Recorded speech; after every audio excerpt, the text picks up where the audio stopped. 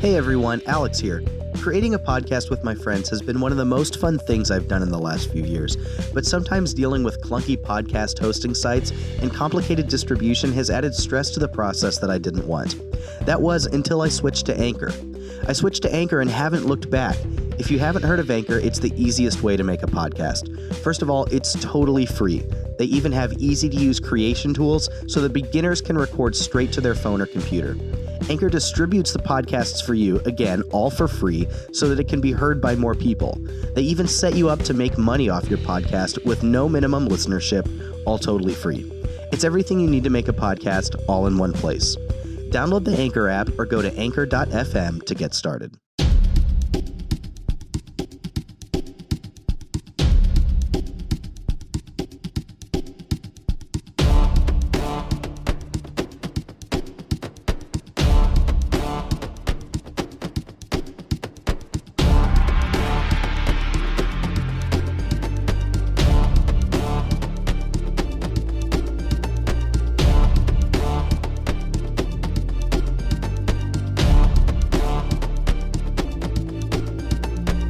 Come on in, guys, because it's time for another episode of Outwatch, a Survivor Rewatch podcast. We got horses in the back, and we got Survivor right out here in the front.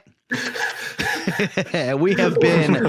I don't understand the reference. That's from Lil Nas X's Old Town Road song. I got horses in the back. No, you just showed me this. I forgot already. I am genuinely impressed. Yeah. Maybe this had to do with LJ, the horse trainer. I'm just LJ, not the horse having trainer. fun. The cute, not hot horse trainer. Yes. Yeah. If you have just stumbled into this podcast and don't know what you're experiencing, this is a rewatch podcast, and we watch old seasons of Survivor and react to them live here on pod. And we are going through Survivor Cagayan season 28, and we are on episode 7 of that season titled Mad Treasure Hunt. Yeah, a real banger. My name is Alex. I will be your guide through this experience, and I am joined by two of my friends who've never seen this season before, and one of them who kind of watched it and vaguely remembers the events of the season. Yeah. And for no reason other than because how much I love the establishment and organization Outback Steakhouse, where you can get the new grilled pineapple marg, I want to start this podcast with an affirmation of what a great restaurant Outback Steakhouse is. So, Adam, welcome to Outwatch. Oh, I'm just so happy to be here. I would only be happier if I had a new Outback Steakhouse grilled pineapple margarita in my hands right now. And speaking of which, why don't you tell me your favorite thing about Outback Steakhouse, Adam? You know, my favorite part of Outback Steakhouse is driving there in my 2003 GMC Envoy. What It really just sets the tone for the restaurant for me. What an incredible car. I still have one. Did you know that you could pitch a tent in the back? You can pitch a tent. You can. You can pitch a tent all over it if you try hard enough. It would really go well if you were trying to go to the Australian outback and grill in a some sexual steaks. way. Yeah. I was a little late on that after pitching a tent. We'll take it. That's all right. Emily, welcome to Outwatch. Well, thank you. I'm so glad to be here. Hey, why don't you tell me your favorite thing about Outback Steakhouse? I would love to. My favorite thing about Outback Steakhouse is that I have never been there. Whoa. Wait, you've actually never been to an Outback Steakhouse? Yes, and I am not sad about it. You never had a bloomin' onion? No. Or a grilled pineapple margarita? Sadly, no. How could you not? I know what we're doing for date night. You keep talking over my incredibly funny sound clip. Sorry. I did it again. I'm gonna cry. I'm ready to cry, yeah. Emily, that you've Yeah. never been to the wonderful restaurant that is Outback I sure Steakhouse, haven't. where they have loaded baked potatoes and freshly grilled chicken breasts. Oh, man. As I said during the episode, you know it's a good restaurant when you have to have starving people endorse it for you. I had to pause the episode when she said that because I thought that was so funny. Nothing like some old school Survivor product placement. There's really nothing like it. So subtle too. Yeah. You almost Really? didn't notice it was there. Yeah. It's really impressive how they do that, advertising the millennials that way. Hey, Scott, welcome to Outwatch. Thanks. How's it going, guys? Fantastic. Scott, what's your favorite thing about Outback Steakhouse? Well, what isn't there to love about Outback Steakhouse? I mean, the atmosphere, the pageantry, the food. Wow, what a time. My favorite, though, is probably the Bloomin' Onion. How could you go wrong there? Their no rules, just right motto, where you can get anything you want, and it's just right. That is a big mood, and I am here for it. Stand on your truth, Outback Steakhouse. Tell your truth. Listen once, because she won't repeat it. You know what? I can get out too. What the? Especially when it comes to Outback Steakhouse. Well, folks, what do you say we take a quick trip down to Tree Mail and talk about what happened in this episode of Survivor Cagayan? How you feel about that? Sounds great. I'm okay with that. We start this episode with Spencer and company returning to Tribe after Tribal Council, where Cass flipped on them, and they are quite angry at Cass for flipping. She tries her best to defuse it, but he's still pretty salty. Meanwhile, there's a Morgan and Cass feud beginning to brew. Morgan kind of lays around, and Cass is not super happy about it. And Morgan's not super happy that Cass isn't super happy about it. At the reward challenge, we have an Outback Steakhouse advertisement, which Spencer, LJ, Jeremiah, Morgan, and Jeffro win, getting a delicious meal of grilled steaks, baked potatoes, delicious salads, and the new grilled pineapple margarita.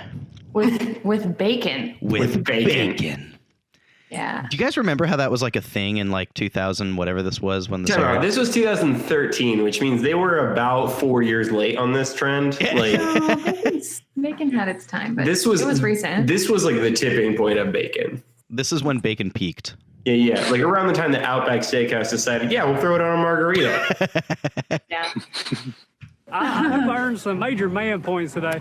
That's what Jeremiah was thinking when he ate all that bacon. Yeah. Nothing says man like bacon. That's right. Also at that reward, Spencer finds a paper in his napkin, and it turns out to be a clue to the immunity idol. So when he gets back, he goes on a hunt for it. Wu senses that that's what Spencer is up to, and he chases him through the jungle, kind of ninja stealth, as he says it, follows him around until he catches Spencer in the act. And in the act of throwing his pants back to Spencer, the idol clue falls out. Wu gets his hands on it, runs back to camp, and before we know it, we've got a crazy all-tribe treasure hunt where everybody in the tribe is scouring this area looking for the idol that should have been Spencer's to find. But amidst all the chaos, Spencer does find the idol right under Cass's nose, which is especially great for him after Cass blindsided him last night. At the immunity challenge, we have the stand on a thing and put a block on your head challenge. And Spencer, completing his huge episode, wins this immunity challenge. Morgan has a really, really tough look at Tribal Council where she explains her privilege.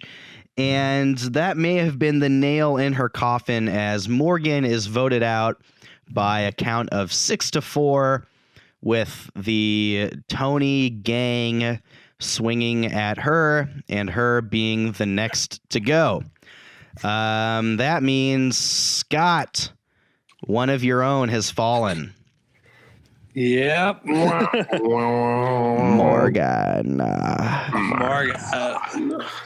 I don't even know why Cass doesn't like me. It's because I'm prettier than her. Morgan got married recently, guys. Did she? Good for her. Yeah. I love it when it's Looks like a stand-up guy. Happy to hear that. I have no idea how recently it was. I looked up pretty much everyone on Instagram like the other day because I was bored. Dog, you could have encountered spoilers. Yeah, Could have. You're absolutely correct, but I didn't. Come on, man.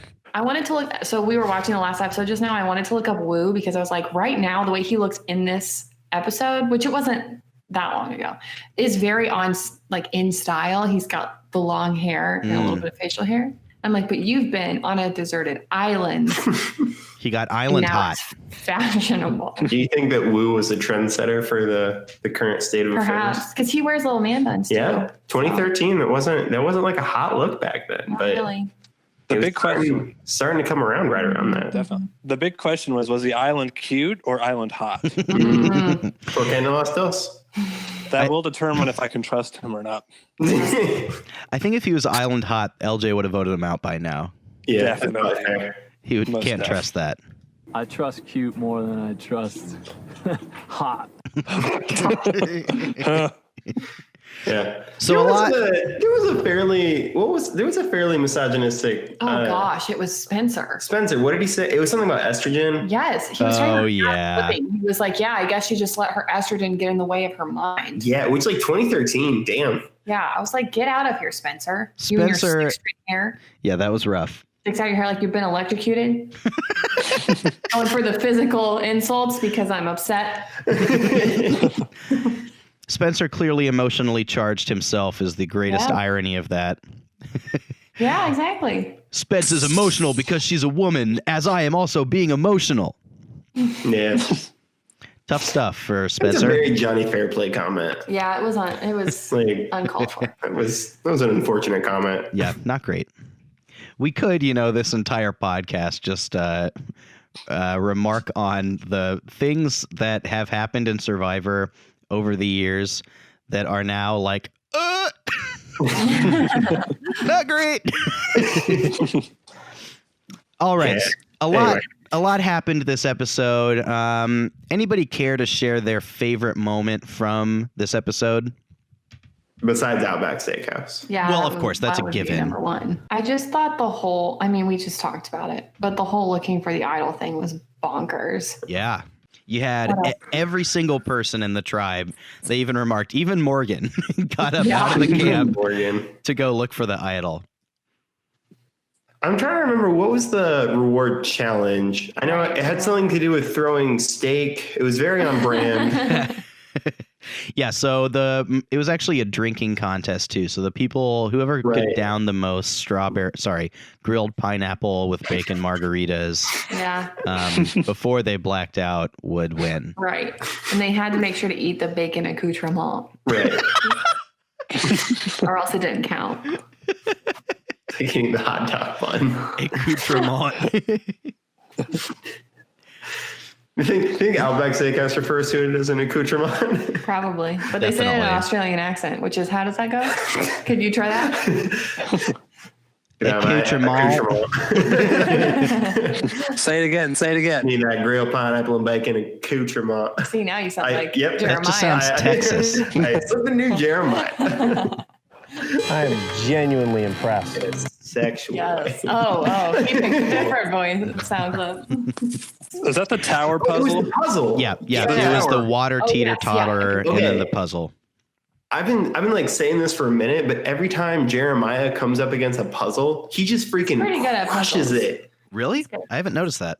Yeah, and it's not. I mean, like he knocked this one out of the park, and he's done it before, where he's just really good at puzzles, and it's.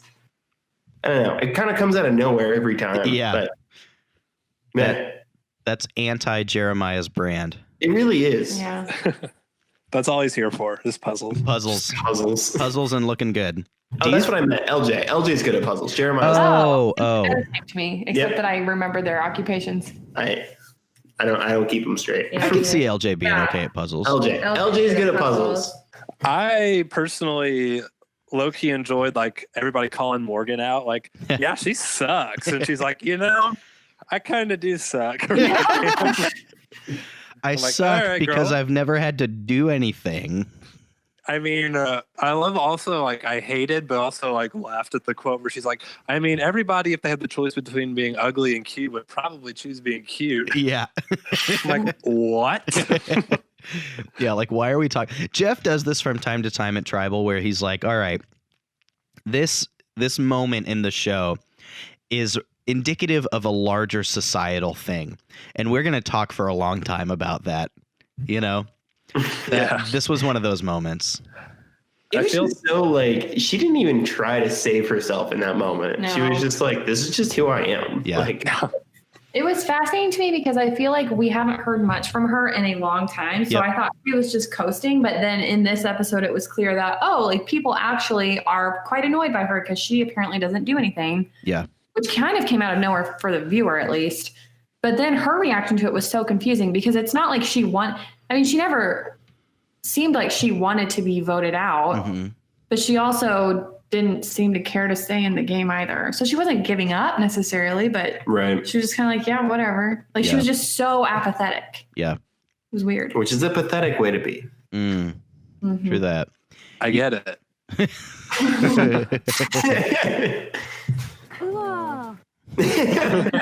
You get this from time to time too, in Survivor, like where it's okay, this may not be the most strategically correct choice, but we all want to vote this person out because they don't deserve to be here.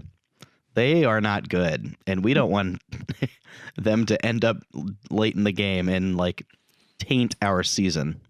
That's such an interesting like decision to make. I feel like I don't know, like, yeah, they suck and they don't do anything around camp, but like, you don't have to worry about them winning immunity, right? Or the game, or the game. Exactly. So like, why not keep them around? Right. Like, it I seems feel like there were some bigger threats they could have targeted. Right. Yeah. Definitely. Like the more they're laying around, there's like the less they're actually doing the game. So you definitely don't have to worry about them. Well, and she's not going to be someone who masterminds some like switch in the alliance breaking and everything like that. Like she was so passive. Yeah. The only reason you vote her out is because you're like, someone else might play an idol, but like, also that's not a very good reason to just target her. But you also have to like remember like the human element then too, you know, like these are real people that are really out there that are like actually probably sick of dealing with her, you know? Yeah, I bet they get to the point where it's just too much. Yeah, and you can game bot things as much as you can, but like I'm sure that if I was out there and there was someone that just annoyed the heck out of me that I had to be with literally 24/7, I would be like, screw this freaking game. I can't be with this person anymore. Especially the more famine you get, like as you're just eating more and more white rice, like I feel like my filter would go very quickly. Yeah. Which would probably be why I'm better served commenting on Survivor and not playing Survivor. What was your take on this Morgan and Cass feud? It kind of seemed to come out of nowhere a little bit. It did seem to come out of nowhere. Yeah. What were your takes there as far as who maybe is the instigator, whose side you're on? I feel like this is indicative of what you were mentioning about this being a festering issue with Morgan, and maybe tensions were high and it was just like, okay, I can't take this anymore. I think I'm more inclined to think that this was more a result of editing than anything. Because like they were kind of snippy with each other. But I think if we watch that uncut, it would just kind of be like Cass is just there, like, I'm just calling it what I see. And Morgan's getting like personally upset by it. Not like this is not necessarily a festering issue beyond what everyone else feels, you know? Cass just becomes entangled in this because she just made a big play where she flipped on everybody. So I don't know. I'm kind of inclined to think that it's more a result of editing than an actual, like, this is the way they feel in the game. But also, like, I'm sure that this is like something they feel, just not quite as heightened as the editing makes it seem. Yeah, certainly it's presented in such a way that it feels bigger than it probably was. And my whole thing with it is kind of like I know that they've got, obviously they're telling a story, like Adam said, like they're editing everything to tell you a story in an hour.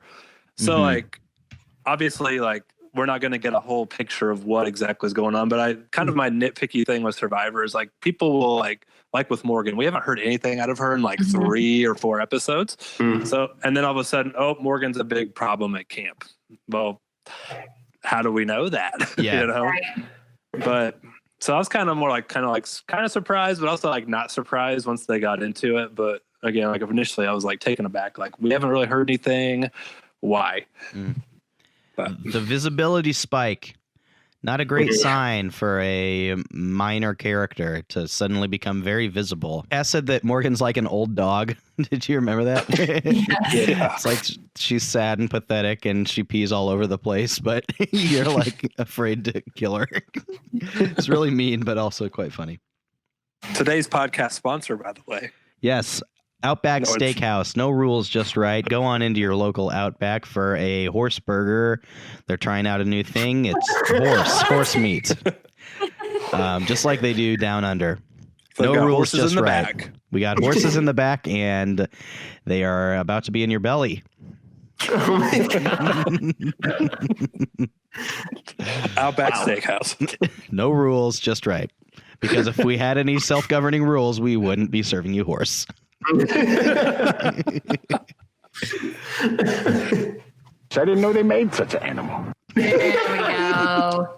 I actually really enjoyed this reward challenge. It was very like it was fairly classic Survivor. Like here's a obstacle course, everyone's got to get through it, and then puzzle at the end. Yep. But it was, I don't know. I felt like it was fun. Like it required everyone to kind of be physically present and then kind of mentally present, and it was engaging. I feel like it's really easy for those to just be like one person like gets ahead and they one person carries the team. Yeah. Whereas this, it felt fairly balanced. I really enjoyed the puzzle personally. Yeah, the puzzle was cool. Yeah, it was like different. Back at the camp, as they were off at their wonderful reward, Tony kind of took it upon himself to start looking for that secret power idol. While they were away, it bore no fruit at that point, but I noticed that he brought the fishing spear out with him to hunt for idols, which I thought was a next level idea. I always, whenever I watch Survivor and see people just like looking for idols, sticking their hands in trees and stuff, I'm like, yeah, there's probably spiders in there. Wouldn't be super thrilled about it. Real smart on Tony's part to bring the spear and poke the spear around. Okay, so in the giant free-for-all idol hunt experience, basically what happens, right, is Spencer comes back with the clue. Let's talk about the clue and the placement first. What was y'all's reaction or questions to or anything regarding this random secret clue that Spencer found in his napkin? Were you caught off guard by this? I mean, if you're asking us if it looks staged or not, it definitely didn't in any way, shape, or form. What do you mean? It just like, I don't know, it just looks so staged. Like he just picked up his napkin in just a way that like the thing fell out on camera and no one happened to be looking. So oh, come on. I just don't. I bet it was in his napkin. I bet it was just in a napkin at that place. I bet he just sat down there. I don't think they chose to give Spencer the immunity idol. I feel like the whole interaction was just a little bit more directed or the immunity clue. I can usually suspend my belief about a lot of this stuff. That's just Survivor conspiracy. Pew, pew, pew. That was the worst sound ever. I just clicked on the one that was the worst sound fart with an exclamation point. And that's what it was.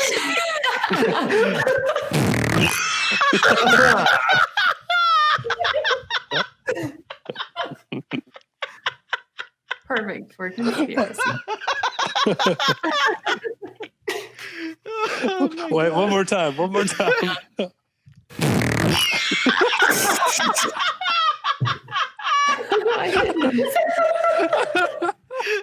It's funnier to hear Alex laughing. It's just like no, this is me in my mouth this time and not the clip. Someone just puts their face as close as possible to a mic and goes probably probably That pretty didn't sound close, too far right? off. No, it didn't. That sounded That's very pretty good. Oh my god. Okay, the reason I think that you think it looks staged, Adam, is they like totally knew the clue is at this napkin, right? They probably randomly just like threw it in a napkin and then they just like randomly walked in, but I'm sure they had a camera locked Probably. onto that napkin the whole time so that like as soon as there was any napkin action, they had the shot, you know? And it was probably like a lockdown shot, and that's probably why it looks staged. Meh. Well, Nah, it's probably staged. I don't think that they gave. I don't think they were like, Spencer, you sit here and then you take that. I think it was like at some point in time they like pulled that person over. It was like, hey, like careful with your napkin. Really? Yeah, it's just, Nah, like I how don't do think you so. like hide it in a napkin and then open it up just at the exact right time, not knowing that anything is in there when no one else is looking at you? And Well, it's just branded secret messages on his steak, they could have. and they wrote secret messages with sour cream on his baked potato. I think it was actually in the grilled pineapple. It just said it. There was a special idol on his, like right above the bacon on his little thing. Yeah. What was And it he called ate again? it. The grilled pineapple margarita Well, yeah, that. What if they and the baked put potato. What if they put an idol in the grilled pineapple margarita? You're just down in it, then all of a sudden you get this big wooden thing, like just settle. And then Outback Steakhouses across the country as a promotional serve like hidden immunity idol margaritas. Find all three now. Sounds like a lawsuit waiting to happen. Then you get a tour of the secret Outback Steakhouse factory. Oh, where they make all their Make all grilled the- pineapples. Yeah, they have little Joeys working in the factory. Little And Joeys. Whenever they take people on tour there, and someone dies in the factory, the Joeys do a little song and dance. You know who the plant manager is? You know who the plant manager is? Who's the plant manager? Joey Votto. I am genuinely impressed. Good because his name's Joey. Yeah, it's good. Anyway, finding and planting clues to other idols or advantages are kind of a common thing at post-merge rewards as well now. So I think Wu notices it in game and even talks about it, where he's like, I know that. Yeah, like I know there's probably something out there. Okay, so in the mad dash here, the mad rush, when Spencer gets back and Wu trails him, what were some of the moments that really stuck out that you thought were fun, or that someone did something especially well or especially poorly in this segment? I mean, I love Jeff and all, but if we decided to replace Jeff with Wu, I wouldn't be that upset. Wu would be Wu's, like, all the right. best narrator for actions ever. Yeah, like, that's true. His whole story about like him like just narrating how it's happening, like I mean, like ninja skill set. And I'm just like running through the jungle, like. Do you remember the character that he alluded his speed to? Sonic the Hedgehog. You mean like this? Boom, Sonic the Hedgehog style. Oh, yeah. Boom! Sonic the Hedgehog style. That was so fun. That made that whole like segment way more fun for me. Was just watching Wu. It was super fun. And yeah, his like narration where he was totally like feeling himself. Yeah. Really good. Do you think it was the right game move for Wu to so kind of like overtly track Spencer and then kind of blow the whole thing up in the way that he did? Was that a net gain or a net loss for Wu, you think? I think Wu is really loyal, and that's the thing that's really going to like kind of bite him throughout the game is loyalty. Like he's just going to be too loyal to the people that he's committed himself to. So when he gets this idol or the clue to the idol and he's running away from Spencer, he doesn't stop to consider like maybe Spencer and I can like work together on this. And then I have like dirt on him because he's not loyal to Spencer. So he runs away. And kind of in the heat of that moment is like he tells everyone because he's like, I can blow up Spencer's spot with his alliance and like getting good with my alliance because we have the clue. So I don't know. I don't think it was a bad move, but I don't think it was necessarily like a good move. Emily, what do you think about Wu's handling of this? Yeah, I'm kind of on the same page as Adam. I think Wu is definitely a team player, and I think blowing it up may have been better than just letting Spencer find the idol, especially because they didn't really know much about the idol, right? So it could have had a lot more power than other ones. They know that one's a special idol, so you know, for all they know, they're looking for that one. Right. A special idol. But of course, Spencer ended up finding it anyway. Yeah. So. It was pretty sly the way he got it too. Like they showed that whole clip where he's like, he's found it, but Cass is right next to him, so he's just kind of like la di da di da, like holding his hand against the wall, waiting for her to turn around. Well, and he was like, he was like making peace with her, and Cass like walks away from that, going like, "Yeah, I knew they'd forgive me," and he's like, "She's an idiot." Yeah, yeah, that was fun. That whole sequence, so good, so fun. Anybody else that you were impressed with or displeased with in the way that whole thing shook out? I was displeased with Spencer at first because like it was a torrential downpour and he like decides I'm going to go look for it now. And I'm like, clearly like everybody's like, where's Spencer at? And he's like, oh, we went for a walk in the middle of a rainstorm. I don't know. It seems like a kind of a weird way to go about it. But then we've kind of talked about, he kind of made up for it and how he obviously got the idol slyly. But also, I was not impressed with his running gait and his overall kind of lanky, weird, awkward body movements during his fit of rage. He is prone to those fits of rage, isn't he?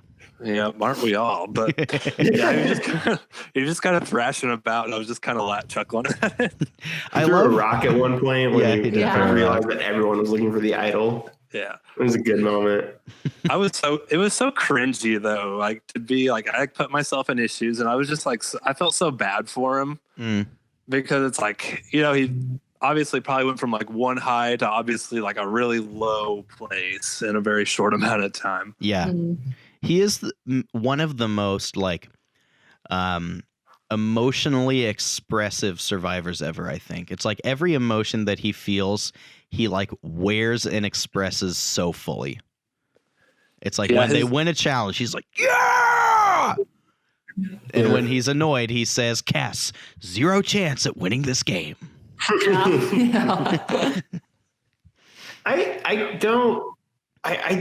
can't tell if Spencer is actually a smart player or not. How so? I just like I'm at a point with him where I realize, and I think actually what I realized is Survivor is a game where if you don't have any power, there's like no smart moves to make. Like if like we're talking about this tight 6 right now, like where are the fractures in this? Like we don't even like as viewers, they haven't even talked about like who's the final 3 in that 6. Like that's not a conversation we've seen. Yeah, that's true. See, I read more into that like the bottom 4 than I do the top 6, and that the bottom 4 is continuing to vote together and just like losing votes over and over and over again, right? Yeah. It's like they should either flip something or they should just get on board and hope that they like ingratiate themselves in such a way that they create cracks, you know, but to just lose votes over and over is not a good strategy. And I think that's kind of my point why I don't think that Spencer is necessarily a good player. Like I think he's strategic, but he just doesn't know how to make the moves that he needs to make. Like right now, like he should be doing what you talked about. Like he should be making up with Cass, like and like sitting down and be like, hey, like I'm okay with that big move you made. Like it sucked that you went against me on that. But like, if you're willing to go like us two, like into the final, like let's team up and let's figure this out, you know? Yeah. You haven't really seen him like steer a move yet, you know, steer any big moves. Early on, I thought he was going to be a bigger player than he is. And he's still big and doing a lot. And like he won a ton of points for you this week. And he won immunity this week. So like he's a good player, but like He puts himself in the right position pretty often, Mm-hmm. but he's not the one making. He doesn't create the position right as often. Mm-hmm. Mm-hmm. I think he just kind of knows who he should be attaching himself to more often than he knows how to like steer a move. Mm-hmm. Yeah, I think that's fair. And it's worth pointing out that this is a normal idol that Spencer finds. This is not the secret power idol. It's just a normal old hidden immunity idol, which is still quite good and quite powerful. You got some points for that too, Adam. Congrats. Sure did. In the immunity challenge, this is the one where they stood on a platform and had a block on their head and pushed it up against the ceiling on top of them. And if you fall off or your block falls, then you're out. Long challenge where Spencer and Tasha are both up there for like 90 minutes, right? Is the last time code we see. Yep. Jeff said, I am genuinely impressed by the two of them. And Tasha just barely loses to Spencer. And Spencer comes away with the immunity for today. Scott, did you see that coming going into that game? Especially commenting on his awkward, lanky gait. Did you see that win coming from Spencer? I absolutely did not. Like when we think of like physical threats, you don't really think about Spencer being able to hold like a calf raise for however long and balance on his toes. I was kind of like surprised by it, but also I was like, cool, somebody different won. Like that's pretty neat. I feel like we spent like going back to Spencer, like he spent the whole game kind of like reacting to everything, and it's kind of cool to like see him finally like maybe get ahead just a skosh in this episode. He has played from the bottom pretty much this entire game. From like the first moment. How many individual immunities have we had so far? Is it just 2? Let's see. This would have been the second. Right? This would have been the second. Ooh, second? Yeah. Because first merge episode was last one. Wu won. Yep. This episode Spencer won. Correct. Yeah. I'm really curious if we're gonna have like a dominant person in these individuals. Like there are so many strong players. Mm-hmm. And even Tasha, like Tasha was really close this time. I really wanted her to win. And it went back and forth. Like there were moments where you're like, oh, Spencer's gonna lose it, and he saves it. And Tasha, it's like, oh, Tasha's gonna lose it. Nope, she saved it. And you just kind of Well, they definitely played it off like that. Like they were like, Spencer looks like he's been in pain this entire time, and Tasha just looks like a rock up there. Mm-hmm. Yeah. And then Tasha dropped. Yeah. Oh, okay. Spencer wins. Cool. Spencer's like that guy who has never like tried to be athletic because he's never been interested in it, and then he like does something and you're like, dude, where'd this come from? It's like every time he does these challenges, it's like he looks really good, and he's like he's kind of cut, but he probably doesn't like work out. It's just like, I mean, it helps if you're on a desert island for 20 days with no food. That rice diet really does it for you. That does help. Yeah. I don't know. I'm really curious to see how this kind of progresses. Just because if there's not a dominant person in the challenges, it makes like the alliances that much more important. Mm-hmm. If there were someone to break out a string of wins, who do you think that would be? Wu. Yeah. I don't really. I think Spencer, he's oddly athletic. I could see him putting a string of wins together just because he's fighting for his life, and so he has to do it. Wu is just very naturally talented for the most part, although he went out pretty early in this challenge, didn't he? I think so. It's really surprising. It's like you're right. Surfboarder. You should be on your toes all the time. Right. I don't feel like Tony is actually athletic enough to really like outdo the other people. Jeremiah's never really shown himself to be particularly strong in challenges. Mm-hmm. LJ might. Yeah, we will have to see. Tasha. I'm really interested to see how Tasha Tasha, does. she's definitely a contender. Yeah. I don't know that I see Cass or who else is Jeffra. And then there's Trish. And Trish. I think she's just so thin now. Trish is strong. She's just not like strong enough, I don't think. Yeah, she's probably lost a lot of and I don't think like her strength. mental game is there to really string together the other challenges. So yeah. Boom, Sonic the Hedgehog style. So moving into pre-tribal, there's lots of talk around Morgan, mostly because Spencer won immunity. It sounded like they were maybe going to target him at first, and Spencer's then left with the question too of, especially if it's someone like Tasha being targeted, should he play his idol for someone else? He talks about that a little bit in this episode. When do y'all think is the correct time or is an appropriate time for you to burn your idol on someone else? Because that's a lot of power you're giving up in a way that's not directly benefiting you. When would you give up your idol for someone? Is there a time to give up your idol for someone else? That's a good question. Maybe it's never. Yeah.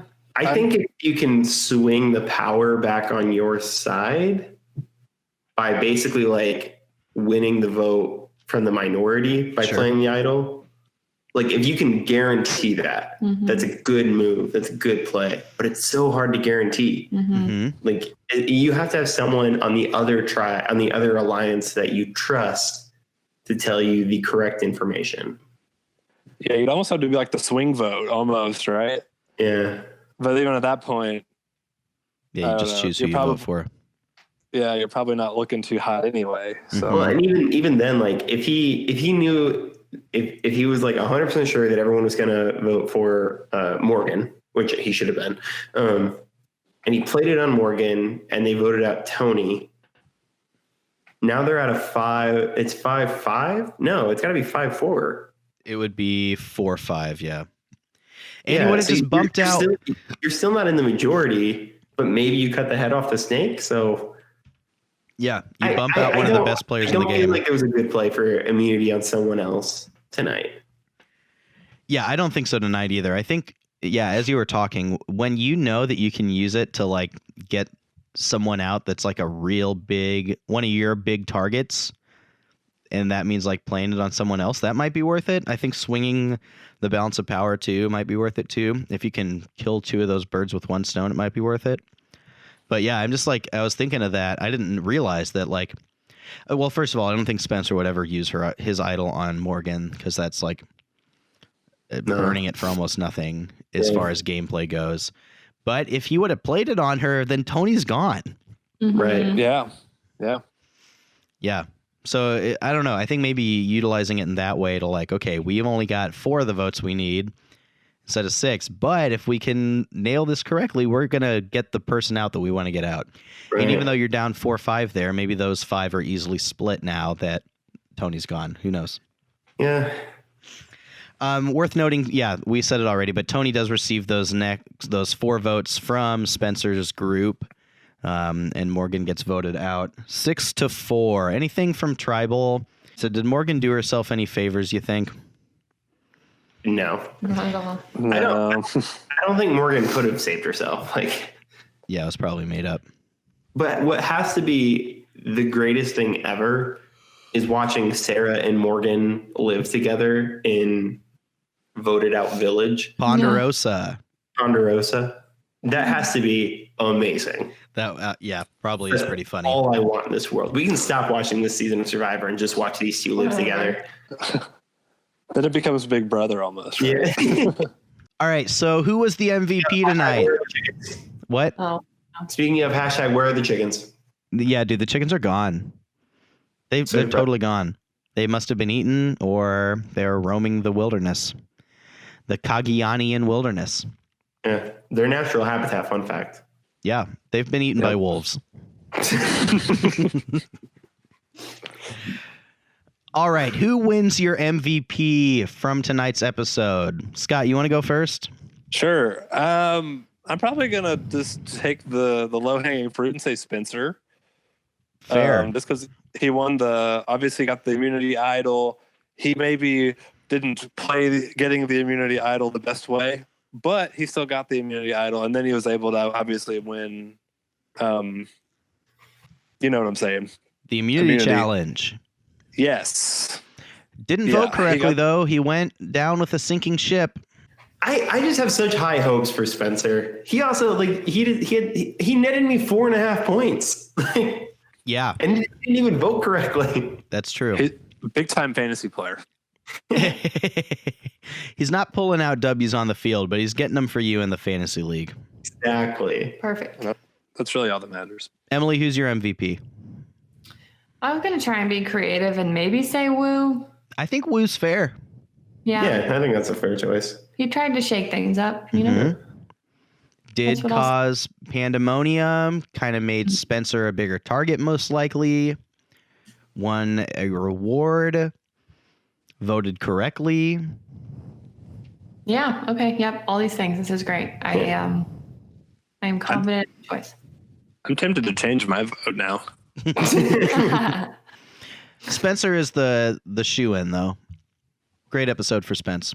I think, Spencer's a really good choice, as is Woo. I think Woo's a great choice given what he's done for the social aspect of the game. And then just to kind of throw a third person out there, I'm going to throw it to Tasha, who so close to winning that immunity challenge. Yes. I think that if she can figure out how to break up the big six, she's got a real shot at this game. Yep, survived in an episode where she could have very clearly been the one voted out as a strong member of the Minority Alliance. And arguably should have been, given that she's such a strong member. Right? I think that if they weren't so in their feels about Morgan's annoyingness, that Tasha's probably the vote there. Yeah. Yep. All right, what do you say we get to our fantasy update? Yeah. Pew, pew, pew. Alrighty, let's start with the previously third place team, Scott's RNGesus squad.